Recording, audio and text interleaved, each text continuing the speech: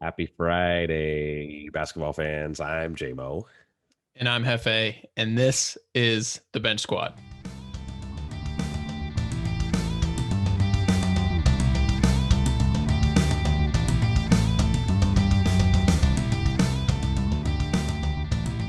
All right. Thanks for tuning in to another episode of the Bench Squad. It's Friday night. We got some good NBA action tonight. We'll do a quick recap of some nightly notables, including a couple of 50-piece chicken nuggets from Hefe's boy Joel Embiid and from Jamal Murray.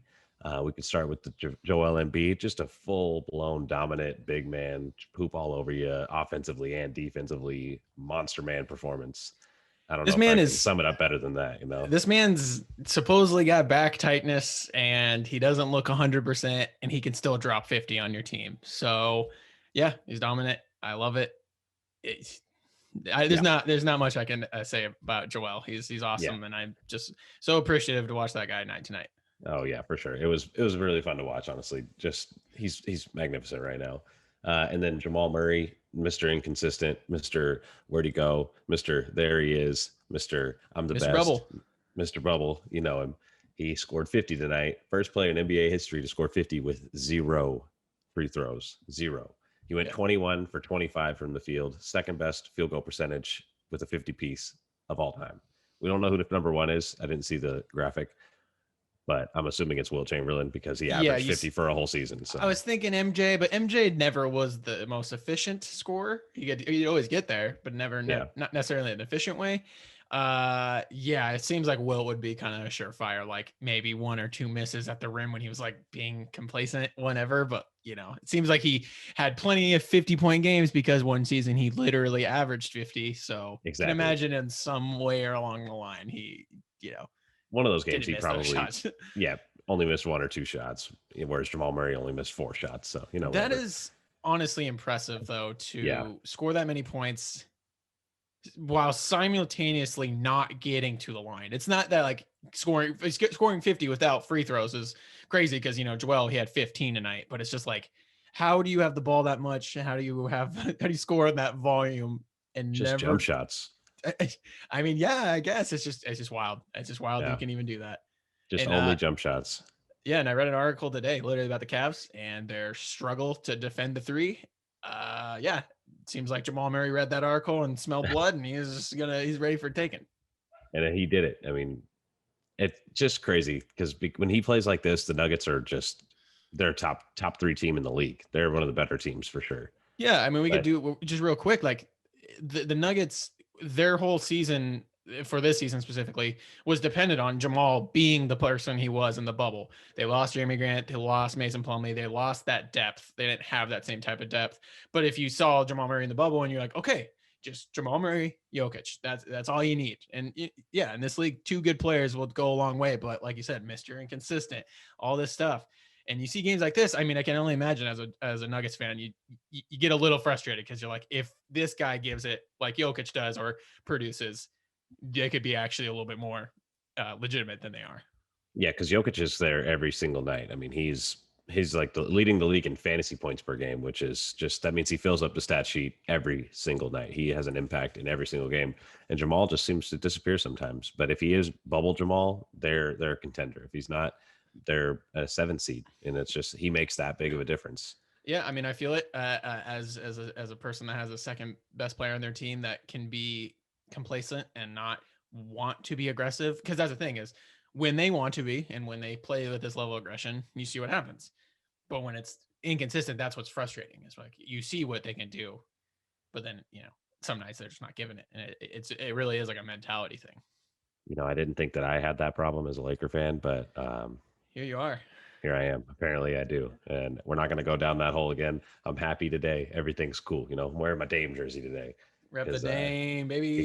got a snub. So that's a good. Oh, one more notable: Utah Jazz played the Clippers tonight again. They played each other a couple nights ago. Wasn't as much of a shootout as we thought it would be because there was no Kawhi, no PG, no Mike Yeah, Conley. yeah, and those guys are back tonight, and we saw kind of that full fledged battle. And the Clippers end up taking it. We just finished that up just now. Well, there's still a little bit of time on the clock, but it But looks like yeah, it's basically a wrap. And yeah, it's GG's. they took the 9-game win streak, and they said no more, no more wins, not in Clipper Town. Here's overreaction time. We put Jazz on the pedestal and they're knocked down officially. One Yeah, game. That's all you need. that's all you need. And honestly, I mean, it was a great game. The Jazz played great, but the Clippers just they're very very good when they're I mean, it fully was within healthy. two. It was within two in the last 5 minutes, and then I looked away for 2 seconds, and they were up by 9. And you're like, oh, okay, Clippers, GG's. That's And it. they can do that. They have all shooters all the time. And I mean, same Yeah, with the Jazz. That's the league right now. I that's mean, the league. It's kind of everybody. whoever gets hot and at the right time. Yeah, but the Clippers defensively can really be better just because they don't have there's no wing tandem in the league that's that good at perimeter defense like Paul George and Kawhi. No. Outside of close second, not close second, but a second is like Jaylen Brown and Jason Tatum. Yeah, I would throw them in the mix, but like you said, it's pretty unquestioned. Unquestioned. It's them too. That tandem is kind of untouched. Yeah. So we'll transition now. Not a lot of other notables from tonight. Milwaukee finally ends their losing streak. Phoenix puts up 132 points on the Pelicans, who can't stop anybody ever. Golden State loses one to Orlando, which is tough. Kind of blew it down the Boston, stretch. yeah, Boston gets a big win against Atlanta. Memphis beats Detroit like they should, and I believe that's about it. Oh, and Toronto beats Minnesota, kind of like they should. So, Yep. Get to back to 500, right? Yeah, back to 500. Now they're the 5th seed, and now my prediction of them not making the playoffs is looking worse and worse. It was just kind of a hot take. I wanted to Obviously in the moment type shit, but they didn't look like they were going to find their way, and we might have underestimated the East once again. Yeah. We thought it was going to be, the East, are they just as good as the West? And I think there's a lot of wacky stuff, but we're sitting here. I think only 3 teams that have like a legitimate winning record. Every other team is either 500 or 1 game away from 500. So and even that, like the Bucks just lost 5 in a row before they finally got a win tonight. They were only 3 games above 500 entering tonight. That's and insane. the best record in the East, the Sixers, is like the 4th best record in the West. So it's once again, the West is a bloodbath. East, have fun. Have fun. Go win some games. You'll have a good time. Come on down to the East Coast. We'll win some games here. So all-star starters were announced officially. Player vote, fan vote, media vote. They were all casted, and the starters were announced. We'll start with the East. The guards, Kyrie Irving and Bradley Beal. Forwards, Giannis Antetokounmpo, Kevin Durant, and Joel Embiid. KD being the lead vote getter and the all-star captain for the East here. Yep. For the West, Steph Curry and Luka Doncic as the guards, and the forwards, LeBron James, Kawhi Leonard, and Nikola Jokic. LeBron being the captain for the West once again for the 18th year in a row. Yeah, and I believe he's the overall league top vote. So I think he will be the one to pick first. Yes. Yep. Not too surprising there. So we got a couple thoughts here, a couple things we want to talk about. Maybe you could call them qualms or concerns. First off, we'll talk about Bradley Beal. He led the guards in votes after not making the All-Star game at all last season. And it begs the question, is this I don't want to use the word pity vote because he's very well deserving. He's an incredible player and he's leading the league in scoring, but he averaged 30 last year and now he's averaging just 32 this year. Not just 32, but only 2 more points than last year. And their record is worse this year than it was last year. I think so. If you consider where they were at come All-Star time, because All-Star votes are midway through the season. It's not a reflection necessarily of the entirety of the season. I think at that point, Bradley Beal was averaging 35 a game, 36 a game, whatever it was. But yes, on a shit team and on one of the worst teams in the league in the Wizards. And like you said, this year it feels very similar. The stats, all that stuff.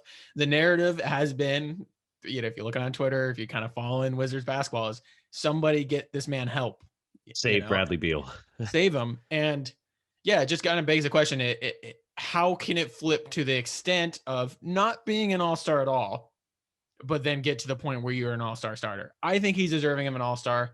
I think the league is so deep that when a guy like that is on the worst team, and is the best player, but putting up those kind of stats and doesn't get the nod, I think that's okay because there's so many other worthy guys. But like we said, Bradley Beal is a starter, and I think he is obviously talented enough to be of that talent, of that level and kind of on that status. But Yeah. he still is on one of the worst teams in basketball, and it's crazy how far we've come. It is, and it's just kind of weird that he goes from not being an all-star at all last year to he gets the number one media vote, the number one fan vote, and the number one player vote. I mean, you'll see the graphic if you're watching us on YouTube. You'll see the graphic. We'll put it up on the screen. But for the guards, he got the number one vote for each the media, players, and the fans as the best guard in the East. After last year, he wasn't even an all-star at all. So it's just, you know, 35 a game is 35 a game. Very well deserving of an all-star nod. But to be just unanimously number one now, it's just pretty crazy because they're not good. They're just not good. So it's very interesting. And the other guard, Kyrie, do you have qualms with this? I'm sure Hefe has some qualms. Okay, so to talk about the Bradley Beal thing and like guards and stuff out east, like the guard position in the East, like it's opposite of what you have out West with just kind of just loaded and you pick and choose. Where the East, it's a little more slim pickings, and there just isn't some elite all over the top guard out East. Where I don't know, Kyrie, it's fine. I don't know if he's necessarily played like an all-star consistently just because of the games he's missed and obviously dealing with a lot of drama, but he is a talent. He's a star. There's, the all-star game and specifically the starters are for fans, and that's why you see their vote count as much as they do.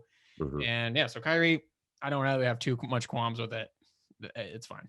I don't have any qualms because, like you said, the East is lacking for guard play right now. You look at the best players, the best guards, and you're looking at like Trae Young, I guess, or Kemba, or And James, obviously, James Harden. James Harden now, yes. But that wasn't until 20 games after 15 games into the season. But in the games that Kyrie is playing, he's averaging 28 and he's shooting 53% from the field. And the Nets are the second best team in the East. So yeah, I mean that's kind of the obvious choice. Yeah, like I said, I just don't think there's obvious choices outside of him, and he's a star and he's one of the biggest names in basketball. So have him start. Who cares? Yeah, and then Giannis, KD, and Embiid. That's beautiful. There's no other choice. Nothing even. Yeah, close. I think both starters, forwards, kind of spot on. Yeah, I don't think there's any way to mess that up. But we'll go to the West, and this is where my big qualm is, and I'm sure. It's the number one. It's the number one qualm. I would say many folks agree with this. That's why I'm wearing my Dame jersey tonight, because he didn't get the All-Star starting nod over Luka. Steph, I think, is yes, absolutely 30 points a game. He's putting up those unanimous MVP numbers again. So, yeah, I mean, he's made them relevant again. And it's Steph's having just a Steph season, and it's fun. And who doesn't love Steph? Dame, man. It's tough because if we will put it back up on the screen and stuff, but if you're watching on the YouTube, but he's right ahead of Luka in the media and the player rank at 2, where Luka's at 3. But then Luka's got the fan vote at 2, and as we've said, the fans have this poll that this is where their vote counts, is for the starters, which I think we can kind of talk about the validity of that and if that's really something that should hold. But I think the All-Star game is for the fans, which we'll get into a little bit more in a sec as well. And Luka just gets the nod because of just simply being ahead of him in fan votes. I mean, that's what pisses me off about the whole thing. Like, I get it. I'm cool with the fans getting a say, but like, you're not cool when they get it wrong. Yeah, don't be so fucking stupid. You make me mad when you're being dumb about this. Yeah, I get it. Luka, he's a lot of fun to watch, and he puts up nearly a triple double every night, and he puts on a show. It's a really good time. Dame doesn't get as much media exposure, I think. Luka's kind of the golden boy of the league right now. And that's the shitty thing about this kind of conversation and all stars in general. It's not just the starters, but the reserves and who gets snubbed and all this stuff. Like, everyone is worthy, and so it's not to take away from Luka, but Luka's having more or less what a season he had last year. Hasn't really taken the MVP step that everyone wanted, but that's also reflective of his team, and the team is just not that good. And so but that's the thing, is there's no nuance for Dame being on a Blazers team that's shorthanded and leading them with a way better record, and then Luka just on a so-so Mavs team still putting up the numbers that he is accustomed to and everyone is accustomed to. So, well, with Dame too, I mean, CJ and Nurk have both been out. That's his second and third best player, and he still managed to have the Blazers at the 4 seed in the Western Conference right now. I mean, Yeah. if you would have told me CJ and Nurk were out for most of the season, I'm thinking the Blazers are probably not going to make the playoffs. Like, It would have been kind honestly, of similar to last year, where you exactly. saw them struggle with injury and kind of why they had to fight as hard they did in the bubble to sneak in to get their ass whooped by the Lakers. Exactly. But he's just casually putting up these 40 pieces every once in a while. And just, he's averaging right around 30 a game. I think it's like 28, 29 right now. But it's just incredible what Dame's able to do and keep it and produce winning basketball. And Yeah, the fans and the media and the players, they voted for it, which I respect and everything. It's just the fans, and I do get it. It's a snub in my opinion. it's a snub just because like you see today on NBA.com they have Dame at number 3, which I think is kind of deserving because when you talk about Jokic and his numbers and kind of the player he's been and how valuable he is to that team, he's probably number 3, but that team is not that great. And you're seeing the Mhm. Blazers who are well above 500. They're not just, hovering above. They're well above, I think like 8 games or technically 4 because, that's how that works. Mhm.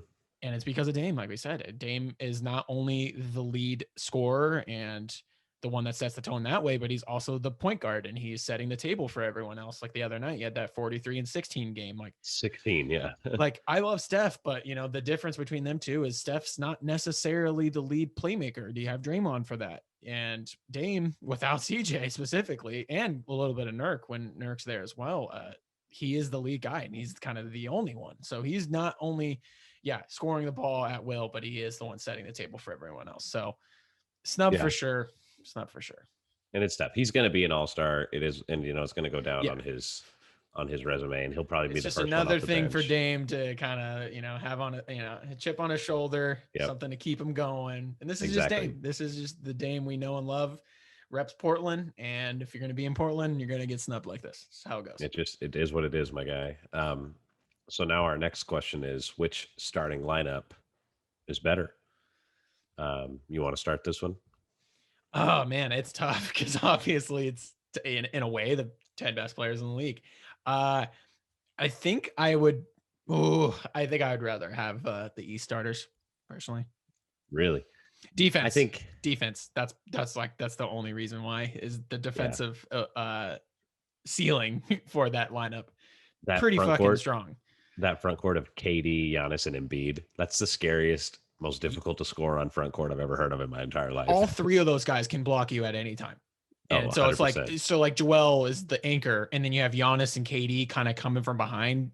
Like that's terrifying. That's terrifying. Yeah. And then Giannis is not having to guard a big. He's gonna guard like a wing, And then you just look out west, like everyone on that lineup besides Kawhi, reputation obviously precedes him, but he's not the same defender he was. Like he's not the defensive player of the year anymore. He's not that guy anymore. He gets steals. He'll like bait passing lanes, and he's got good hands. Obviously, that's never. I'm not saying he's not a good defender. That's not what I'm saying. He's not the defensive player of the year kind of person that he was. And so I'm just saying, like out west, I don't know. But then again, this is All-Star game. There's no fucking defense to be had. So what the hell am I even talking about? That's a good point. And if you're talking about like putting on a show, then I would take the West, no doubt, because you got Steph, Luka, LeBron, and Jokic. Those are all dynamic. Like they'll put on a highlight tape. Especially like Jokic, Luka, and Steph. Jokic and Luka throwing these no-look dimes, and then Steph with all his magic that he does. But I don't know. It's tough. It's very, very tough. So because who would you pick? That's what I'm saying.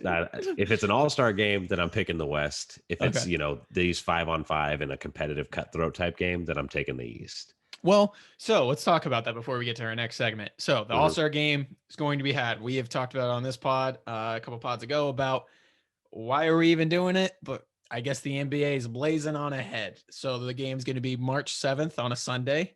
The All-Star weekend is going to be compressed into that one day. They're going to uphold the same kind of style as last season, where they did play the fourth quarter however long, and then once it gets to a certain stretch, you play to 24, right? It's to honor Kobe as they did last season, which I think was very fun and showed you when it's the 10 best players. Shout out the man.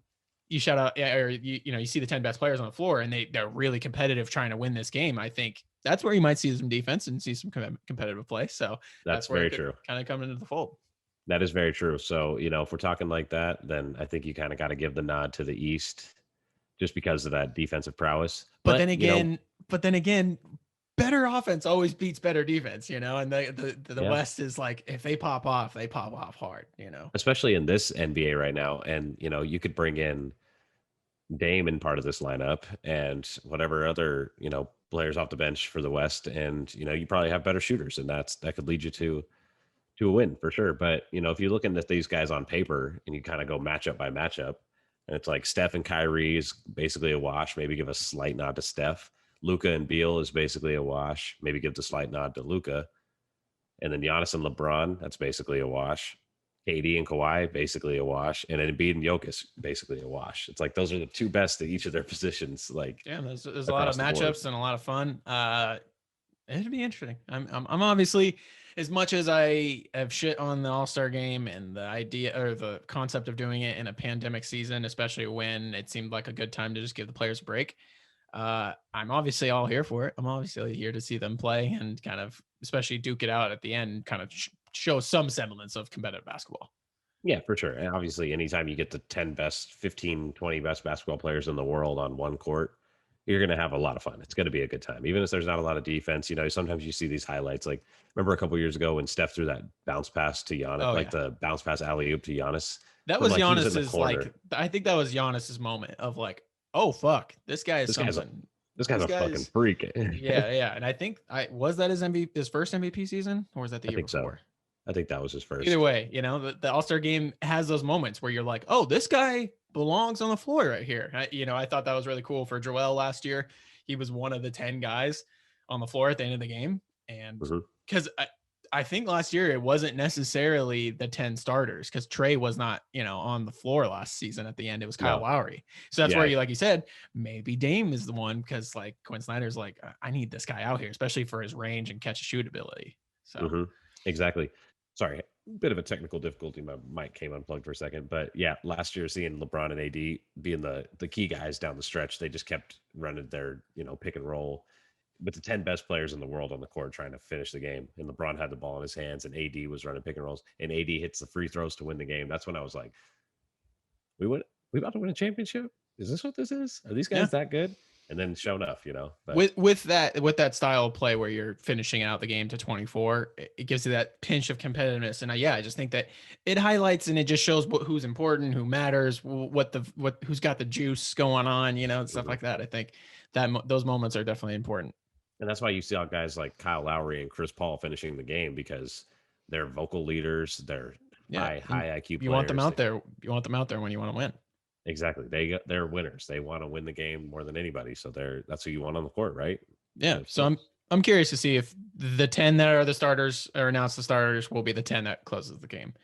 Yeah. So before we get into our next segment, also wanted to talk about Adam Silver and his comments about the All-Star game in general. So the All-Star starters were announced on TNT last night, Thursday, and they had a quick interview with Adam Silver talking about why are we doing the All-Star game and what was the push for it and all this stuff.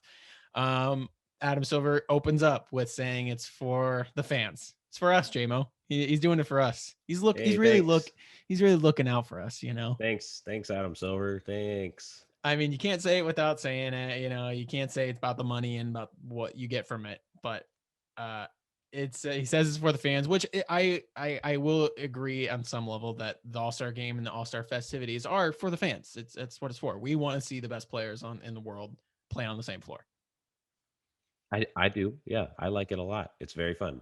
However, this is not normal times, and you just have to be honest about it. You got to be realistic about it. And, by saying it's for the fans, that's basically saying that the fans are the reason that we make money in the league, and that's what's most important to us right now is that we've seen a huge tank in our revenue, and we have to have this because the production it's going to bring will bring us more money that we desperately need right now.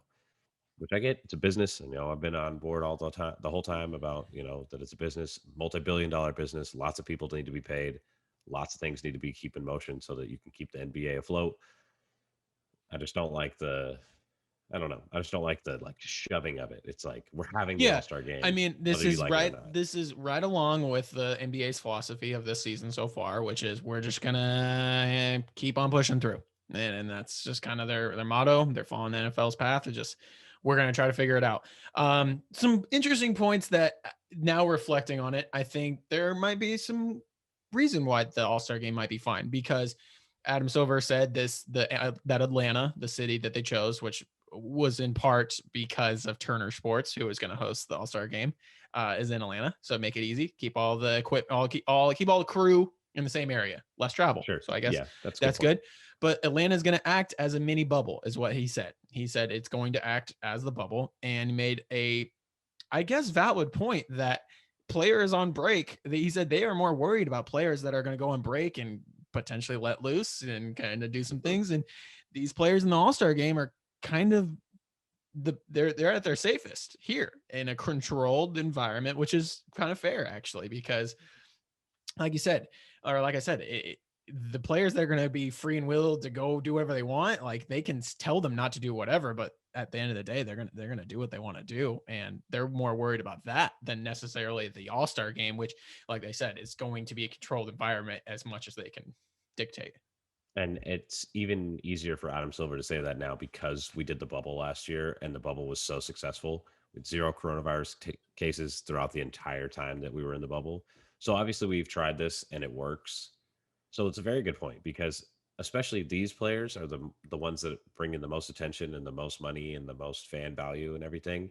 If you can keep them safe during the whole All-Star break from going out and Yeah, shenanigans, contract tracing, all that stuff, I mean, you're going to save a lot of the NBA product that you're trying to save, I which mean, it makes a lot of sense. yeah, it's a great point you brought up because that's something Kenny Smith asked on the show when he asked Adam Silver. He's like, so look, like it seems a little risky that you're bringing all the world's best players in the same spot, and if they get, if there's an outbreak or something, then it's all the best players that are affected.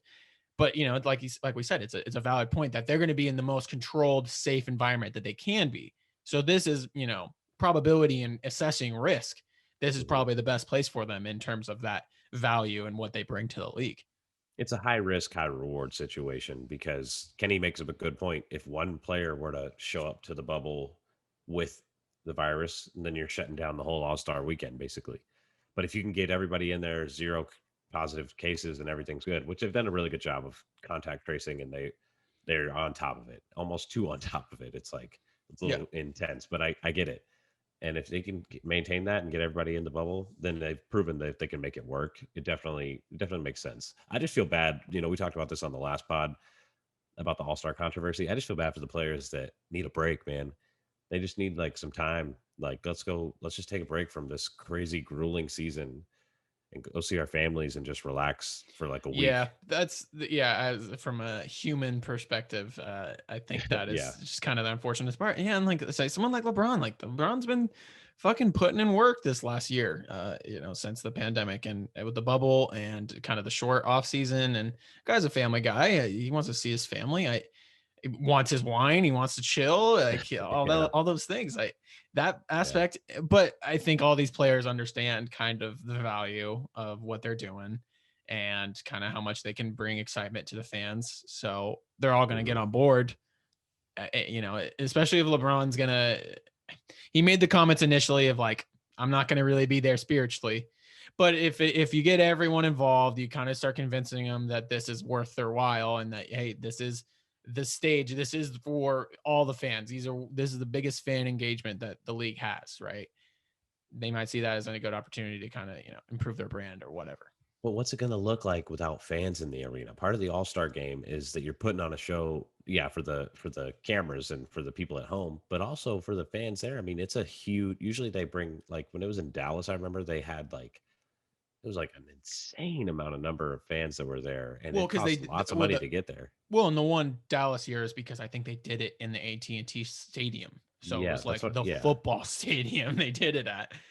it's But insane. yeah, and like it's a valid point. The All Star Weekend is about the festival of all, not necessarily just the game. Which is, so like I said, they're compressing it into one day, Sunday, and that means the dunk contest, the skills contest, the 3-point contest, like what are those three events going to look like without fans? Like threes, okay, you're shooting in an open gym, little weird, no one's going to miss.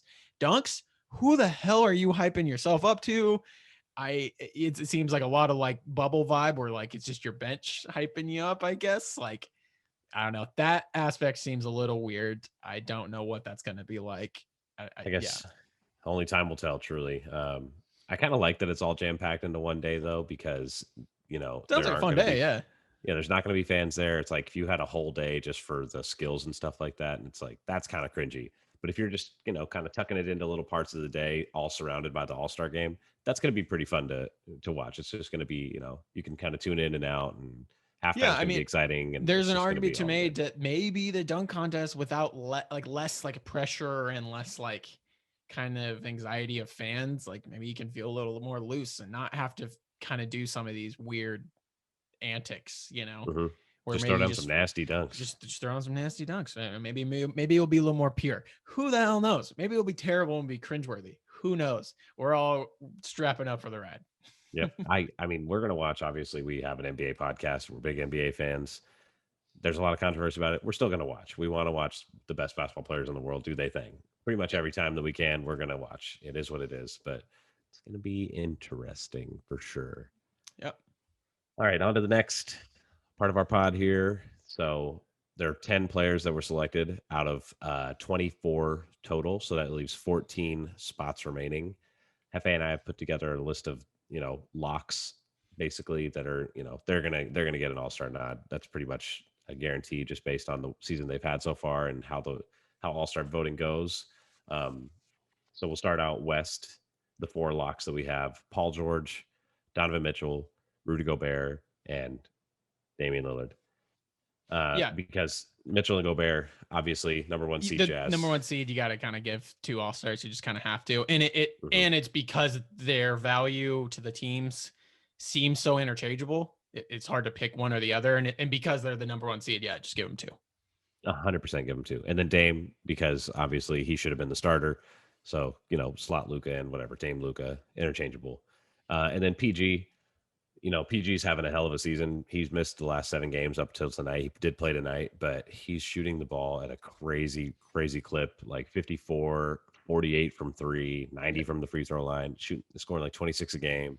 Still got that two-way capability. Playmaking's been solid. He's leading the league. Yeah, the They're leading their Clippers. The team with Clippers have assists. been the second best team record wise for basically this whole season, and yeah, and PG's a huge reason for it. He's definitely an all star. There's no doubt Yeah, about it. without a doubt. Yeah. So the East, this is where it's a little more tricky, but these are probably That's going to be locks likely. It's hard.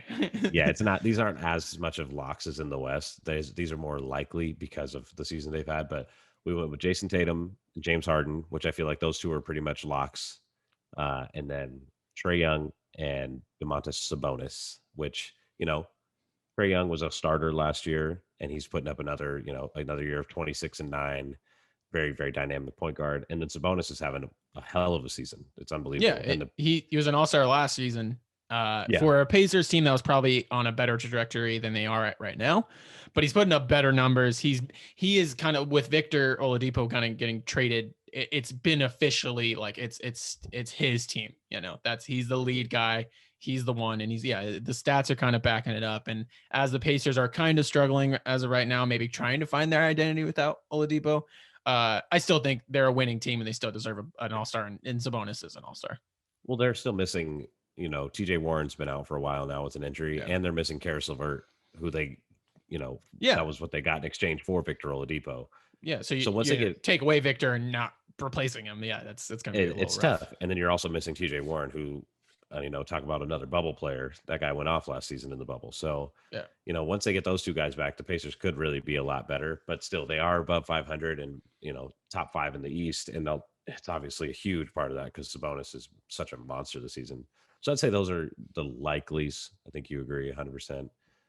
So that leaves 3 spots for each conference. 3 spots.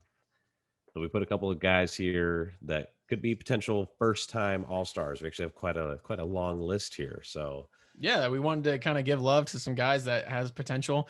Mhm. Every NBA player aspires for this accolade because it's something attainable, right? You don't have to be a top 5 player, which is a very limited, rare list that only people, like being top 5 in MVP votes. It's just not for everybody. But All Star is something more attainable, and it's it's just like a hallmark of where you're at in your career. Of like, oh shit, like I really have made it. And Hmm. so for these first time guys, some of them are a little older, some of them are a little younger, kind of on the rise, and it just yeah, gotta give them love. First It time could All be Stars. anybody, man. Like you said, it could be just the perfect timing of like you're on a team that's winning a lot and you're just shooting the ball really well this season and you finally found your niche and a system that works for you. And next thing you know, you're averaging a little over 20 and you're on a winning team. That means that you're likely going to get an all-star nod or at least be in the conversation. And it could happen in your rookie year, your sophomore year, or in like your 10th year in the league. It really that's what's cool about being an all-star is it is an accolade that everybody goes for, but not everybody can achieve, but anybody really could if they get the right cards dealt and the right It's the a right structure. prestigious award that is attainable for like I said, obviously it's only 24 players out of 400 players that are in the league, but that list that it fluctuates, it goes around, and if you get that opportunity, any player wants to be noticed like that. That's something that goes on your resume. That's something that you can say like I was an NBA All-Star. So Yeah. So Hepe and I are going to go back and forth each conference and pick one player that we think should be slotted into the All Star game. So we each get 3 picks. We'll start with the East, and I'll have Hefe lead us off here. What you all right, think? bias train. Choo choo. Tobias Harris. We are the best team in the East, record wise. I think we deserve 2 All Stars. I think Tobias Harris has been our second best player this season. Ben Simmons is coming on strong these last couple of weeks. We recently put out an article about it. Check it out at thelead.com to, see what it's about. But literally, like Tobias is our second best guy, and he's been our second best guy all season. Doc Rivers has kind of reignited the Clippers Tobias Harris that we traded for a few seasons back, and has got him to play just better basketball and quicker and better decisions and just quicker decisions. It was just simple little tweaks of like, hey, when you have the ball, shoot it, drive or kick. It's just don't think about it. Don't dribble 5 times. It's not beneficial. So he's averaging career highs in points. He is shooting 50, 40, 90. He's one of those rare guys this season. Obviously, this season with no fans, it seems like a lot more players are kind of reaching that 50, 40, 90 mark. But he's one of the guys, and yeah, he's just efficiency is through the roof. Been just so consistent. He's not going off for 30 every once in a while. He's just so consistent, is always kind of the second guy, the guy that's helping Embiid. Even tonight against Chicago, Embiid was kind of doing it all, and he's scoring 40 points through 3 quarters. It's like, all right, time for someone else to help him out, and Tobias kind of answered the call. So I think he should be an all-star. It's tough because I think Benny is an all-star, but like if you're going to give it to one of them, I think I'd pick Tobias. You make a lot of good points, and I agree with you that the Sixers deserve two. Whether it's Tobias or Ben, you can make an arguable case for either one of them because Ben brings that defensive prowess and playmaking that Tobias doesn't really bring, but Tobias brings that scoring, that desperate like shot making and shot Yeah, creating and and if scoring that you if need. you go off stats, which I don't love, I'm definitely more eye test guy, but stats wise, Simmons is not jumping off the board, and yeah, it's a kind of a down year statistically for him. I think he's turning a corner, and the thing about this all-star game and the announcements and who's getting selected, there's less sample size than there usually is. Usually you have over half the season to kind of go base off of. This you're having a little less than half, which is like 30 games. Yeah, So you're just having less sample size, and you're not seeing this opportunity for players to make that kind of last second push. yeah, that makes sense. So my first Yeah, who one, you got? I'm gonna also hop on a bias train in a different way. Uh, my one of my favorite forwards out in the East because he is a former Laker and he is big ball in the season, carrying the Knicks to a playoff seed right now, which neither me or Hefe could have predicted at the beginning of the season. Huh? Julius Randle is having one hell of a season, and I think he is most certainly deserving of an All Star nod, especially in the East because it is a little bit weaker the deeper you go. But he's averaging over 22 points per game, 10 rebounds. He's shooting the ball from 2 and from 3 at a really efficient rate. And like I said, the New York Knicks, are playoff bound as of right now. And Yeah. it's a huge part because of him. He's just been an absolute monster for them. Somebody they can just really rely on every single night to come out and just ball out, and it's been really awesome to see him like kind of come into his own finally, like fully blossom. Yeah. There's a couple guys that I feel you. A couple guys that will get onto this list that I feel the same way. They're former Sixers guys, and I can't. You just can't help. I feel like your baby. You're like, oh, look at you. You're just doing great. You're doing great. I love it. I know. And yeah, he's saving a Knicks team that has desperately needed some juice. And as you said, this season is weird where you're a 9 or a 10 seed, you're technically in the playoff hunt, right? Because of the play-in tournament, but they're a 7 seed. So like they're legitimately a playoff team right now. And they're only one game below 500. And yes, it's the East, whatever, but one game below 500 through 30 games, pretty good. And I think RJ Barrett's been really nice for them. And they've had some other key guys, but Julius has been the guy on that team and is just has those nights, man, has those nights where he's got that 5x5 potential. And then he's just the lead playmaker and creator for that team. And yeah, he's played like an all-star. And I think I would be a little shocked if he gets the love because, like we said, it's the coaches. So maybe if the coaches have been kind of seeing it and night to night, like, oh shit, this guy has been giving us work, maybe he'll get the nod. So yeah. I think he's deserving very much so. And it's everything. It's defense, it's playmaking. He'll score 40. He can get you 20 rebounds. He can really just do a little bit of everything. And the fact that he has the Knicks in the playoff seed right now, I can't hammer that. Yeah, that roster is really not, highly talented. It still has question marks at their point guard position. Mitchell Robinson's out, which could be kind of detrimental for them moving forward. We'll see. But they signed Taj Gibson, so I guess like what the fuck, who cares? They got Derrick Rose too. They got Derrick Rose. Just bringing the band back together. Yeah, so Julius Randle, I definitely I like it. Cool. So you got Tobias, I got Julius. What's your second one there in the East? Big dog. So we're staying the East. Okay. Let's just do East West. Yeah. Yeah. Okay, we'll go East first. Zach LaVine, man, I watched him tonight.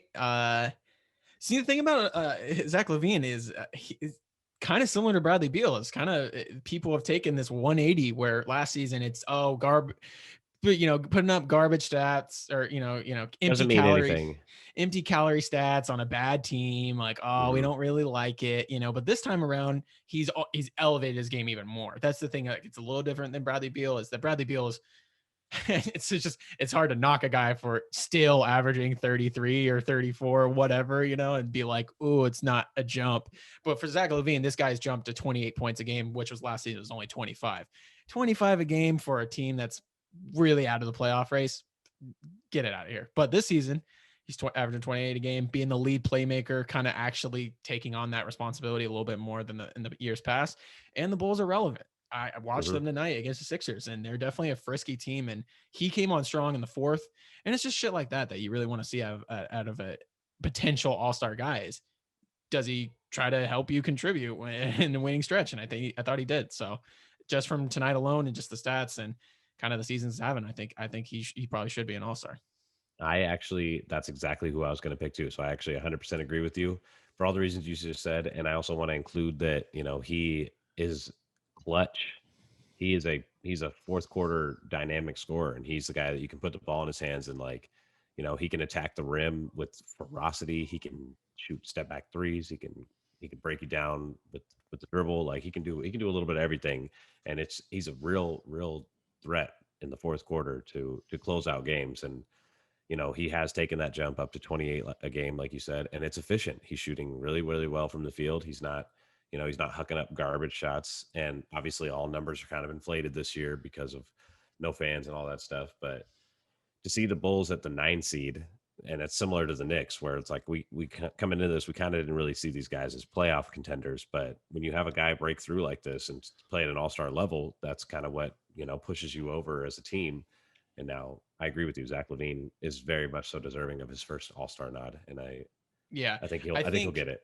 I think, yeah, like they're in the mix, right? They're in the 9 seed. They could easily move up. The East is a weird, wacky world where a 5-game win streak could see you go from 9 to 5, in seeding. It's the same thing in the West, but it's just a little more skewed, yeah, a little more wins, obviously.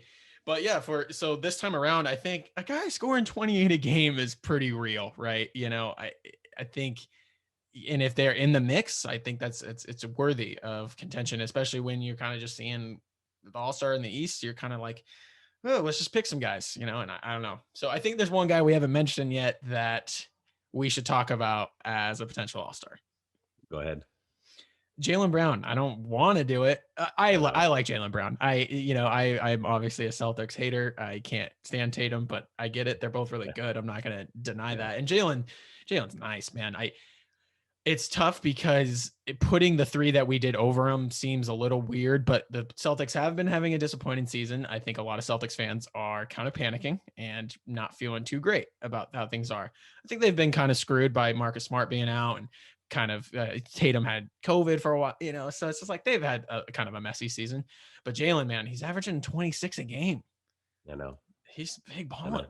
He was in the MVP talk for a while because the Celtics had such a good record and Tatum was kind of in and out, but Jaylen Brown was just super consistent for them.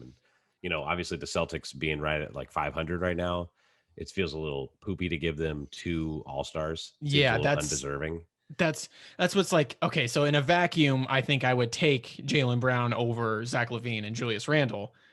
But it's like, it's just tough because, like you said, just the Celtics don't deserve 2 All-Stars. Mm-hmm. But maybe they do, because maybe that team is that bad, and just that's how good Jaylen Brown and Jason Tatum are together. Maybe maybe we're looking at it the wrong way. I think that's exactly what it is. I really do believe that Jason Tatum and Jaylen Brown are just exactly what the prototype of building a team would be in this modern era. You want to have these 2 guys that can do everything, be your best defenders on the wing and also be your best playmakers and scorers, and have the length and the athleticism to just do it all. It's like having 2 LeBrons or 2 Kevin Durants. It's obviously not on that scale, but it's kind of like that. And it's like what the Clippers are doing out in the West. They just don't have the personnel around them to maintain that. Obviously, Kemba isn't playing like how he needs to be playing. And he's been in and out of the lineup too. So that's another thing. He's been battling that injury, the nagging injuries for the last 2 years now. And then he's been in and out of lineups. And when he does play, it's just, and then Marcus Smart's been out too. So, they're missing these key guys, but also the construction of the roster. Like Danny Ainge went from being this like high level GM that I used to think of as like he was kind of a mastermind, and now I question a lot of stuff. Like he drafts pretty well, but some of the trades and some of the pieces being moved around, it just doesn't make a whole lot of sense to me. Well, maybe more of the players and their personnel thing than him, but it's hard to say. It's hard to say, but I think what is fair to say is that he had this treasure chest of assets, say at least initially after Tatum and Brown, after he drafted both of those guys, he still had this treasure chest of assets where you're like, what is he going to do with it all? And he kind of he just kind of sat on his hand for too long and didn't really exchange those assets for anything meaningful. And you saw it in Gordon Hayward is kind of a tragic story, because he was an all-star when he came there, and he was a bona fide top 20 player. And the injury, he was just never the same, and he was never going to be the same player for them, specifically on their team. And then you have Kyrie, who just kind of wants out. So, and then Al Horford, who just dips after that season too. You have some unfortunate luck, but also, like we said, maybe Danny Ainge kind of just sat on his hand too long and didn't really cash in. He did make all the right moves, and realistically, a team of Kyrie, Jaylen Brown, Jason Tatum, Gordon Hayward, Al Horford, and then you got Marcus Morris and Marcus Smart and all these and Terry Rozier. A team like that should theoretically win a championship, if not be, in the Eastern Conference Finals and getting close every year. It just, the dominoes didn't fall for them, and it just kind of exploded. And, it all kind of starts with Gordon Hayward and Kyrie, because those were the big contracts that they signed, and neither of them panned out. Gordon for injury and Kyrie for, all this. Who knows? Whatever. Yeah. And you kept your core of your big stars, Jaylen Brown and Jason Tatum. That's great. Marcus Smart, obviously, it's the glue, and that's the kind of guy that everybody wants on their team. That's very good and all. But then what did you do to replace these other things? Right now, it's like, well, they don't have a lot of depth. They're not deep as, it's ironic. It's crazy how fast it switches. You saw with the Nuggets last year and to this year, how quickly your depth can be depleted by, you're like, oh, we have too much. And then all of a sudden you look and you have not enough at all. And that's how it can flip. And I think the Celtics, as a fully constructed, Marcus Smart is there, Kemba's healthy, which that might be a legitimate concern, and that might not exist. A healthy Kemba, that might not be a thing.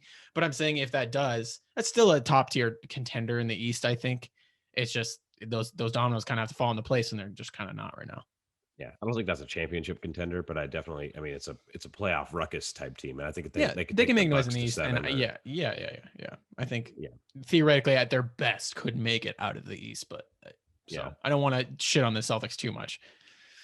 Only other guy I want to give a quick nod to is Fred VanVleet because the Raptors have actually been doing really well lately. They finally found their stride again, and your boy Freddie V can score. He's a bucket, and he's not very big, he's not very fast, but he just knows how to play basketball. He knows how to use his body. He can shoot the shit out of the ball, and he's averaging over 20 a game. And he's got the Raptors at the 5th seed now. And Siakam's taken a huge step back this season, not really All Star worthy. Kyle Lowry has been in and out of the lineup and kind of regressed as a Yeah, I scorer think and playmaker. Fred VanVleet is taking the reins. I think he's kind of taken that lead role as I wouldn't say necessarily as the lead guy, but kind of that lead role for in the guard position. Like he is their guy. He's the one scoring the buckets. He dropped 50 last week, so he's a bucket. He can fucking score, and when he lets it fly, which he does, when he lets it fly and hits those, he can go off for a lot of points. And he's scrappy. He's a smart basketball player. He's definitely undersized, but like Kyle, who perfect person to learn basketball from, or be kind of learn the ropes a little bit. He knows what to do, and he's a very smart defender, even though he's undersized in a lot of ways. But they're kind of trending in the right way. Like you said, Siakam's kind of taking a big step down. I think he went from 25 a game to 20 now. That's a pretty significant drop, and you can say bubble kind of maybe messed up his mentality, but that's something significant. But Fred VanVleet has been having a career year, which is awesome because he was the highest paid undrafted guy of all time last summer. So that's really cool to see him coming on. And I think the Raptors have been playing really well, and I think it's definitely a huge part to what he's doing. Without a doubt. So I got to ask you this before we move on to the West. So let's, we can, for argument's sake, we could say we agree that, the Sixers get 2 so they can get either Tobias or Ben. And then we'll put Jaylen Brown in there because he's the best player out of all these guys that we just listed. Yeah. So if we had to pick between Zach LaVine and Julius Randle, who would you take? I think I would take Zach. I think the difference between the Knicks and the Bulls in terms of team success is not much. Like I said, it only takes a couple games lose-win streak for them to be even, or just to be interchanged. Zach LaVine's averaging 28 a game, and he's being the lead guy, and I think he's averaging close to 5 or 6 assists. So I'd pick Zach. I would go the other way. I'd pick Julius, and it's the same reason. He's just not as much of a dynamic scorer, but he is their lead playmaker, and he impacts winning in a way that obviously Zach LaVine impacts winning too. 28 a game, and their lead facilitator is huge. But Julius being a monster on the boards that he is, and being a legitimate defender on their team. I mean, the Knicks have like a top 5 defense in the league, and a large part of that is because he flies around. He's got great hands, and he's just a freak athlete. And being that dominant on the glass, being able to stretch the floor as a big man, and I just think if you take, it's hard to say because if you take Zach LaVine off you take either one of them off, they're both teams are really bad. So that's why it's really hard to say. I'm just going to give them the slight nod just because the Knicks were much more unexpected to me. Sure, yeah. I think I would say the supporting cast around Zach is probably a little bit better than the Knicks, and then he's got them in a better position, and maybe he does a little bit more for them. So I'm totally fine with that. I think they're both worthy. Before we move to the West, I wanted to just give 2 honorable mentions. Jeremy Grant, he wanted to be the guy, man. He wanted to be the guy, and he's averaging 24 a game. It's impressive, or almost 24 a game. Former Sixer, former process legend. He was one of the only guys that was like, oh, this might be actually something. Obviously, a lot of these guys have come a long way, but initially he was kind of the diamond in the rough in the process days. And I am just in awe of how far he's come, man. Like he was incredibly raw as an offensive player. Like you just he had physicals where you're like, if he figures it out, it could be interesting because the body he has and the athleticism, but just to see how much he's progressed and to kind of bet on himself in the way he did. I'm obviously he's on a garbage team. I'm not going to reward him with an all-star nod, but I think, hey, kudos to you, man. Like you're being a lead guy, you're scoring 24 a game. That's still impressive. And bet on yourself, man. Bet on yourself. That's what I was going to say is he bet on himself and it's paying off. The Pistons are obviously really, really bad, but that's not his fault. I mean, You No, know, they don't have talent. They just don't have they just don't talent on have their any team. talent, and their roster construction is just doesn't make a lot of sense. So it's kind of a top down thing for the Pistons front office all the way down, coaching to their personnel. It just doesn't really make sense. But Jeremy Grant, 24 a game, you can't knock it because he was nothing like that forever, and now he had some No, I mean success there in the was. I mean, like I said, there was no roadmap to this, and like there, I mean, even like how kind of vital and critical he was to that Nuggets team, it was not in any of these ways. Being the lead guy, like yeah. having this perimeter creation all of a sudden. Like the other night, I watched him when he dropped 40 against the Bulls. Like he was doing some moves and like these like Euro steps and like crafty finishes, and I was like, where in the how in the hell did you develop this in a pandemic offseason? Weird. And I just Yeah. kudos to the guy. One other guy before I move to Colin Sexton. Ever since he single-handedly beat the Nets, like single-handedly beat the Nets in overtime and dominated in that way, it seems like him and the Cavs have just gone down the shitter. They're on a 9-game losing streak. I want to give him a nod though, because that through that first 25 games, that guy was an all-star, or 20 games or whatever it was. That guy was an all-star. Now it's kind of regressed and the Cavs are bad. And here we I are want to back to talk. Cleveland. I actually want to talk about one other thing with Cleveland because we haven't actually talked about this yet on the pod. The whole Andre Drummond thing, Cap Sure. saying that they want to trade him and all that stuff, and then more specifically Draymond's comments. I'm sure you saw all that. Yeah. If you didn't see it, essentially Draymond was saying that the league treats players fucking horribly It in was a double situations standard. like this. It's There's a a double double standard. standard behind it. That if a player wants to get up and move and say I'm not going to play until we go or until I get traded, like how Anthony Davis did or how James uh, Harden. James Harden did just this last season, then the teams, if you don't want the players to do that, then teams shouldn't do that either. They shouldn't say this guy's out on the market. We don't want him anymore, and we're not going to Well, play him until. I think what Draymond was specifically talking about is that kind of how it's perceived, and it's like, oh, like James and Anthony Davis like quit on their team, right? But then it's like, oh, the Cavs are going to hold out Drummond, and it's like, it's what's best for the team, It's just, It's the yeah, way it it's just, viewed, yeah, the yeah, way it's it's, portrayed. but like, yeah, I mean, the NBA is a business. We can do that whole charade, but it is a valid point to point out that, I mean, Drummond could be maybe being a little bitch about it all. I mean, Bickerstaff, the head coach of the Cavs, said he's been handling this with incredible amount of professionalism, but it is. I mean, I'm not a Drummond guy. I don't think he's really that valuable, but at the same time, there's no goddamn way this man can't get NBA minutes. Like, that's Yeah, pretty extreme. So I don't know. The Cavs are in a weird situation. It's not shocking that it's the Cleveland Cavs, involved. Why did they trade for him if they were gonna go get Jared Allen like less than a season later? I don't know. and they picked up JaVale McGee in the offseason too, who JaVale's still a serviceable big. You can play him 15, 20 minutes a game and it's fine. It doesn't make a lot of sense. But they've been on that 9-game losing streak, and it seems to have kind of sparked with the whole Drummond drama that was going on. So Yeah, it seemed kind of very correlated. yeah. So now we'll move on to the West. Couple different spots to fill. We got 3 more All-Star bids here. I'll go ahead and kick this one off. Not a first-time All-Star, but a deserving All-Star. I'm gonna say Devin Booker, because the Suns are the 5th seed, balling again. So before you get going on your Devin Booker spiel, you picked Devin Booker over Chris Paul, and for a Sun. For if you have to pick a Sun, you pick Devin Booker. You got me thinking. It's tough. No, Paul, I think it's a legitimate question. Chris Paul impacts winning a lot more, but Devin Booker is their far and away best scorer. And, I don't know if you take, because it's tough, because if you take Devin Booker away from their roster, are they still a playoff team? Probably, because Chris Paul impacts winning so much. And maybe not playoff in the West, but, they're still. You replace him with, like, I guess, like a starter level guard, maybe. Mm-hmm. It's just tough because I feel like kind of similar to the Jazz, where it just seems those two are so interchangeable in terms of their impact. Because Chris Paul, just the way that Chris Paul impacts the game is a way that Devin Booker can't, and vice versa. Chris Paul can't impact the game the way Devin Booker can with his elite scoring ability.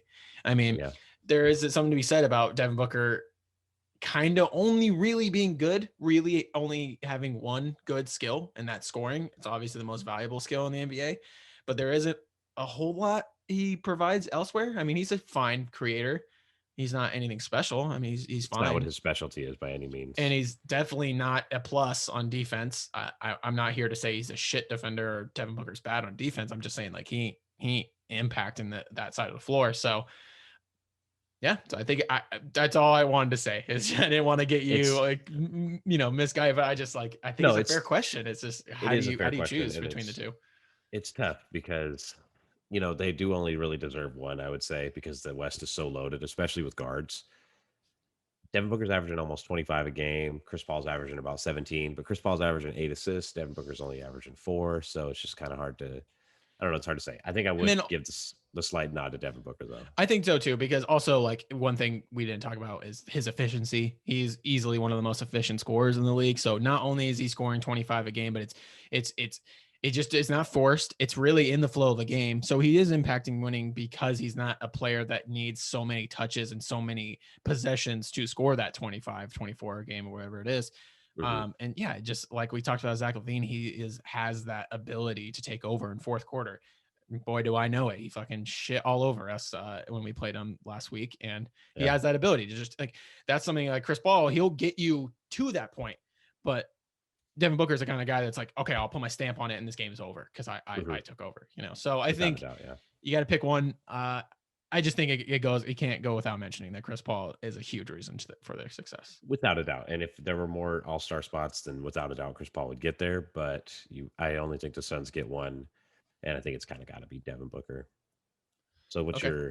what's your first? I think honestly the way he's been playing, I gotta pick Zion, man. I know it's Yeah. hard was it's hard with Zion because of the player we expect him to be and the expectations around him and the Pelicans not being obviously a super great team, but they're in the mix. They're a 5-game stretch away from being really solidified in that West playoff race. So they're hanging around, and I think they still got some things to figure out if Lonzo is there to stay, if Steven Adams is like something they really want to like keep a hold on. Hmm. It's tough, but Zion, man, this man is in his second year and he's averaging 24 a game. And I feel like every time I look, he's got 30. He's always like his rebounding numbers seem low, but a lot of those are offensive rebounds that turn into easy buckets. And I think that's very Yeah. impactful. He might not be getting defensive rebounds because he got some like Steven Adams to kind of grab for him, or like Brandon Ingram or Lonzo and Bledsoe, who are both good rebounding guards. Like Exactly. he don't need to pat the stats with those rebounds, but he gets Exactly. impactful ones, which are offensive ones, and he always seems to get second chance points because of it. I just think he's really good, man. I think he's coming on strong, and it's only getting better from here. Here's a list of players who have averaged over 20 points per game, led the league in points per game, and shot over 60% from the field. Ready for the list? Zion, Shaquille O'Neal, and Wilt Chamberlain. Okay, so one more time. So someone that's average over 20, Over that's leading the 20 league in in leading the points league. per in points in the paint. Oh, points in the paint. Okay. Yeah. And shooting over 60% from the field. Okay. So you said Zion, Shaq. Shaq, and Wilt.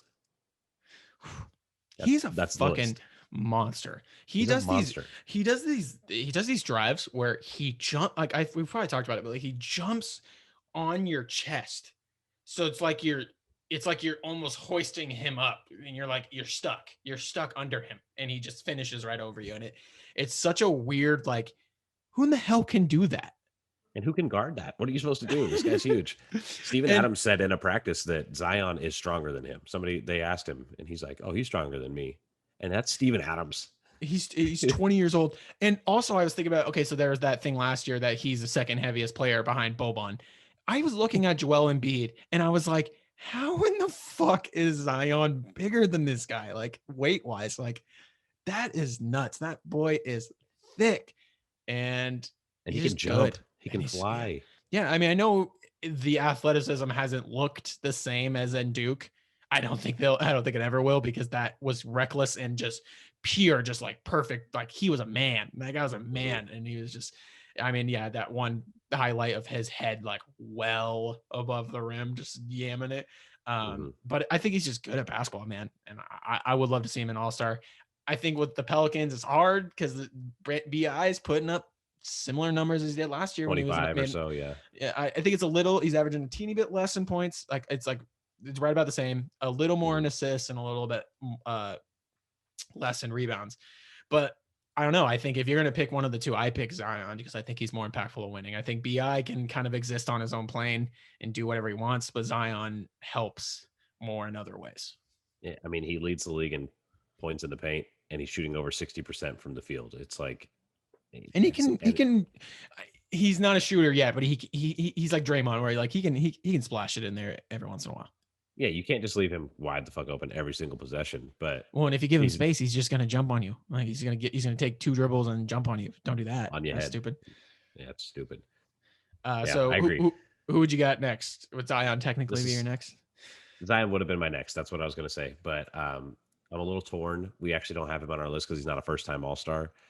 But I think I'm gonna go with DeMar DeRozan as another All-Star nod. Because the Spurs have once again proven me wrong. They're still very relevant. They're in the playoff conversation. They are in like the 6th seed, 6 or 7 games above 500 right now. And DeMar's having a great season. He's their best playmaker.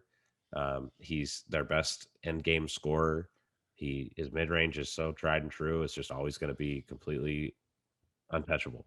And he's just always been that guy. Still averaging over 20. He's a triple double threat every night. So he's averaging actually just the shade under 20, just a shade. But 19.8. Yeah, and he averages 7 assists. So he is okay. I don't know. It's tough. The Spurs, it just feels like I love DeMar, and I think he is borderline All-Star. And I think if you're gonna give a Spur an All-Star, he's the one. He's the lead guy. But it just once again, it just Spurs feel like it's just a player, it's just team by committee of just like who's next, who's giving you buckets, or who's giving you contributions this time. It's Keldon Johnson, it's DeJounte Murray having these games where he's putting up 28 and 7 and being a defensive menace. Patty Mills still. It's just once again, man, Pop. That man will never go away. Yeah, without a doubt. I just think you got to reward winning at some point, and the other guys on our list here would have been like De'Aaron Fox or Shai Gilgeous-Alexander or John Morant, Christian Wood. These are all really, really high talented players, but none of them are. Those are all like 11 and lower in the West, and the Spurs are in the 6th seed, and DeMar's their best player, and that's where I'm going to give the slight nod to. Yeah, I think De'Aaron Fox is, probably statistically in a vacuum more worthy of an All-Star bid than DeMar, but the Kings have fallen off. And they were really hot. They were on a really hot stretch. They pushed the Sixers to a really, really close game. And De'Aaron was so fucking good, dude. Like it really took Matisse and Ben, both of them, like kind of like, no, you're going to stop scoring for him to kind of be shut down. And I think he's been playing like an All-Star, but like you said, it's a little tough when they go on this little stretch right here where they're kind of dropping to that 11 seed, 12 and 16. Like I said, they can make their way back. But I think De'Aaron is close to worthy, but it's just tough. It's definitely tough. So who would you go with then? De'Aaron? Well, if we're talking first time All-Stars, I think Devin Booker and Zion are definitely kind of Devin Booker was an All-Star last year. Replacement. He was a replacement All-Star. Yeah. So, this time around it'd be like this is first time he was selected. I got you. For that spot.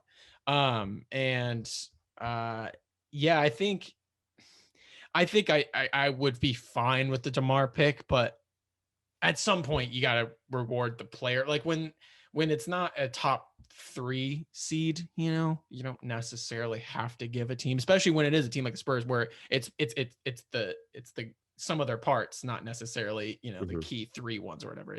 It's everybody. It's everybody doing their part. So I think I'd pick De'Aaron Fox over him. And the other guys you mentioned, SGA, he's just big balling up for MIP. He's averaging 22 a game. It looks nice. He's just a hooper, bro. He's so good. He's just good. Just smooth game. I would love to have a guy like him on my team. Christian Wood, former process legend. It's a shame. It's a shame to see him get injured in the way he did, and hopefully he comes back healthy and kind of regains that momentum, because man, he 80 light, but like All-Star, man. That guy was big balling. He defensively not that same player, but offensively has a full package at that big spot. Yeah, he was definitely deserving at the time, but the Rockets have fallen off. They're the second to worst record in the West right now, and Yeah, he's and been it's injured it's for it, so it long. and it's yeah, it's due to him being out for the last like 8 games or whatever it is. Yeah, but when he comes back, and if he's fully healthy and playing like that again, with their core three of him, John Wall, and Victor Oladipo, like that's actually pretty solid. That's good on both sides of the court. Yeah, That could they be have pretty options. decent. Um, yeah, and then one other guy just to mention, I think as a player, as a star, as someone that just should be in the All-Star game, regardless of the stats, anything of that, John Morant. Mhm. That guy's awesome. I would love to have him in the game. It doesn't feel like this is his year because his stats don't jump off the page and he's missed some games, but that's fine because he's got plenty of more all-stars ahead of him because that man is electric. Oh, 100%. And he's must see television. And he might still get the nod. The Grizzlies are a game above 500. We still got about 2 more weeks until the All-Star game. And if he plays all those games, puts up some good numbers, and the Grizzlies stay relevant, it could very well happen. So, Well, I think the he's a votes are coming in pretty quick. I think the reserves are going to be announced next week. So next week. Okay. So yeah, one so more I week. think Yeah. he might not have played enough. Like I said, if he gets the nod, fuck yeah. Like Jod is a fun guy that I would love to have in the All-Star game. But yeah, I think it maybe not this year, maybe not for him. But many future All-Stars in the works for John Morant Oh and yeah. for Zion and for you know SGA will probably get an All-Star nod at some point soon. De'Aaron Fox. This is the future. We're coming up on it right now. The time The of guards, LeBron. man, the guards out west. It's that's where it's just too much. It's just way too much. There's just so many to pick from, and it's kind of like you're not going to be going wrong, but there's going to be somebody that's probably going to get snubbed. So Without a doubt, yeah. Any other notables for you? Any other All-Star conversations? Anybody else that you want to shout out? Jordan Clarkson, I guess. The man is by far the sixth man of the year, but it seems to be pushing a different. I don't know. It might cool off or whatever, but he dropped 40 piece on us, and it seems like he is one of the more impactful six mans I've seen in a long time. So Yeah. just a shout out. Obviously, AD would have been an All-Star, even though he's kind of having a down year. But the Lakers, being the 2 seed and AD being the monster that he is, would have been in. But he's injured and he's going to be out through the All-Star game. It's already basically been announced. Yeah, so I'll be interested to see if he does get selected, which he probably will, and then who replaces him, because I think was Frank Vogel came out today and said 4 weeks, and that's well past the March 7th date. So Yeah, exactly. And then the other, notable I wanted to talk about was the Heat. We said we didn't say anything about Jimmy Butler or Bam, and it's because they're bad. Yeah, I said it. no, They're not bad at basketball players. The Heat are just having a really, really bad season. So they're having a bad just, season, but it's been in part because of they've been dealing with COVID stuff. Jimmy's been out, and Bam's been there for most of it. I think he's been out a couple games as well. But yeah, they just haven't had the same juice as last season. I think they'll be a team that will kind of have a really strong second half. But yeah, I don't think they should be rewarded with an All-Star by any Bam means. kind of is one of those players that needs a player to feed him his yummies. He needs Jimmy or Goran to get going. He's not a lead guy, like there was some nonsense about Bam over Joel, and it's like Bam's fucking amazing, but that guy cannot be the best player in your team. He's not that guy. He can have those moments when he has a Jimmy Butler next to him, but without that, he's not a hard carry, So Jimmy or Bam's nice, and I he's a great center to have, but not an All-Star, not this season. Yeah, not this season. So that's probably going to do it for us for this year's edition of NBA All-Star. Certainly a unique one. Certainly something we didn't really see coming, that there was going to be an All-Star game this year. This whole season's just wacky, wild, and zany. So, but we want to talk about it. We want to get it popping, Yeah, let us know who your first time All-Stars are. Keep up updated with me and JMO, and we'll just keep this going. Yes, sir. See you next time. Thanks for listening. We appreciate you always. Have a wonderful evening.